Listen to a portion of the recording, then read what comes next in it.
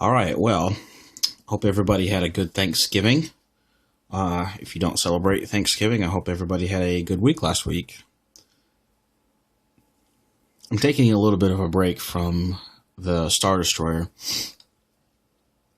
Having some connection issues when I put the two halves together, so I'm just trying to figure those out. So in the meantime, to try to stay productive and not get completely burnt out, I've moved on to my next project, which is, well, if you can't tell what this is by looking at it, I'll just turn that around like that right there and put that right there. And I think you guys can see what I'm working on here. This is the this is the 1/1000 Enterprise refit that came out a while back. I'm not doing anything as far as lighting with it. I'm just trying to get a model built and put on display, of course, because I can't resist not modifying it in some way. I'm doing something a little different with the Aztecing. So I just wanted to show you where I'm at on it. I have it built basically in sub-assemblies. I do have most of the clear pieces are not in. Like I don't have, the name of this escapes me off the top of my head, but like the torpedo area is not in there. I don't have the clear pieces where the for the wart nacelles in yet. But I've just been doing some painting, and I pretty much got this about the color that I want it. This is Tamiya white. This is not Tamiya flat white. This is the no, it's not XF2. XF2 is the flat one. It's X2, which I guess this is like a gloss, because it's got a little bit of a sheen to it there, you can see. I've been doing some wet sanding on the saucer. There's about 3 coats of paint on here. And I'm going to go back tomorrow after this is completely dry. It's dry enough to touch right now, but like I got a small spot right there I got to fix, and right on the top here. And I'm going to do something, like I said, I'm going to do something different with the Aztecs. So I just want to get this as smooth looking as possible before I go on to the Aztecs. Now, for those of you who have this kit or are thinking about getting this kit, one of the really nice things that they did was they gave you all of these gorgeous sheets of decals. I guess if you love this thing, you know, if decaling is your thing, this is the model kit to get.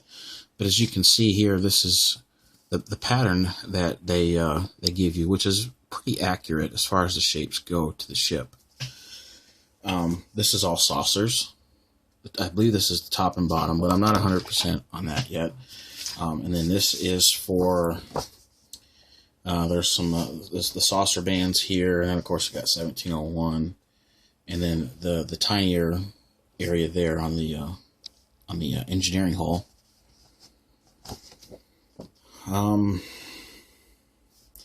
It only comes with the colors, though, to do the refit. It does not come with the colors to do the A.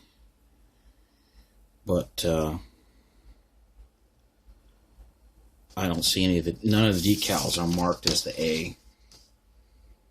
And I believe on the A model, like this is like a slight green. On the A model, this is like a slight, this is like a bluish color, this area here. But that does look pretty blue. I don't know. Well, I'm going to use it anyway, so it doesn't really matter if it's correct or not to me. But it's got some nice, there's some nice decals on here. Like this is one of the docking ports right here. Just, you know, really good detail.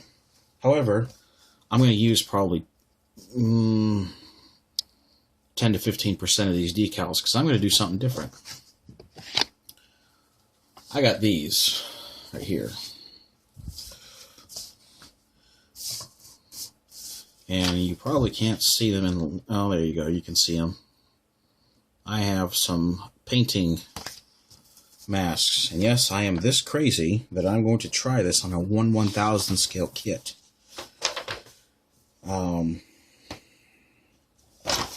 So, let's got really nice instructions. These are from Aztec Dummy. Really good instructions here as far as how to do everything. That's very important to follow. So I'm going to get started on the saucer section first, because that's going to be the main area that people are going to look at. Here's the plan with this. I'm going to, once I get this smooth, because it's got a rough texture to it right now, but once I get this smooth to my liking, I'll probably do one more coat of paint tomorrow and then sand it again Wednesday, and then clear coat it. I bought this stuff right here. Just shake it up a little bit, see if I can get it to shake up.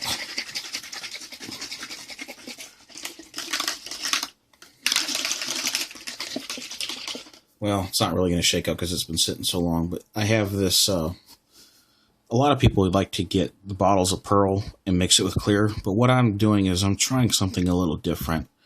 I have this stuff that's lacquer-based airbrush paint. It's from a company called Polytranspar. This is their shimmering blue iridescent, and I mean, you can't really tell in there, but I did spray.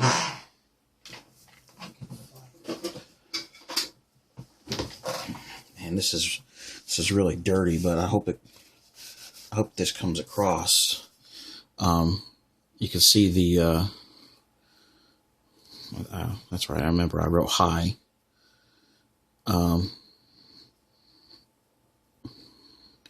You can see the effect that it's got. Of course, now I just kind of winged it right there. And there I am at the top right here. You can see that's the effect that this paint is going to have. And I think what I'm going to do is, because of how shiny it is, I'm probably going to end up flat coating this. I really did, you know, if you're going to try doing this, you probably would be better off using flat paint anyway. So what the desired effect is going to be primarily is this blue. But I also have red, green, and yellow, or like a goldish color, that I will also be using. I know for sure I'll be using the gold, but I'm not sure about the red and the green, just because of how small the kit is. So I'm going to try that, because I want to use it for when I build the 3/50th scale version of this. This is the stuff that I want to use. And it's taxidermy paint. I didn't really ever get around to that, but and it's mainly for doing fish, because fish, if you look at fish, some fish have this, like when you look at them like this, if this is the fish, when you're looking at the fish, it doesn't really have, you see like the main colors, but as the fish turns, right along the edge of the skin, there's like this metallic sheen. So that's what this is supposed to replicate. And that's why when you look at it head on, you know, you can tell there's something there, but you know, as it hits the light, you can tell, you know, they've got something going on there. So, but this is an experiment mainly, is what this kit is going to be, is mainly an experiment to see how it works. You know, like I said before, I know the real popular method is to take the pearl pigment and put it in clear coat and then clear coat your model with it. But I'm going to try this and just see what it does. And you know what? If it works great, then good. If not, well, at least I tried. So that is what I am working on currently.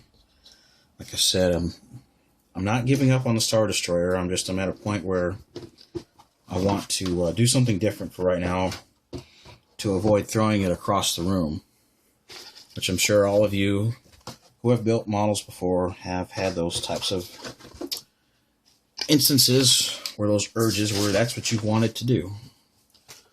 So to avoid that, I've just been working on this thing, and this is really great and easy. I probably put this kit together like this in less than an hour.